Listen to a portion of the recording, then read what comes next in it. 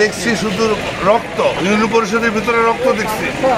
যতদূর জানতে পারছি একটা লোক যে টেন্ডেন্সি করতে আসছে ওই ভদ্রলোকের একটা বডি দিয়ে কমাইছে। কি কারণে কমাইছে এখন বিস্তারিত জানা যায় নাই, তবে আমরা তাকে গ্রেপ্তার করে ফেলছি। তরিত তাকে গ্রেপ্তার করছি, সে এখন পুলিশের হেফাজতে আছে। তদন্ত চলতেছে, আইনের ব্যবস্থা নেওয়া হবে ইনশাল্লাহ, কোনো অসুবিধা নাই, আমরা সব ব্যবস্থা নিচ্ছি। না, আমি এখনো লাশ দেখি নাই। লাশ সদর হাসপাতালে নিয়ে গেছে, জানা গেছে রাস্তায় নাকি সে মারা গেছে।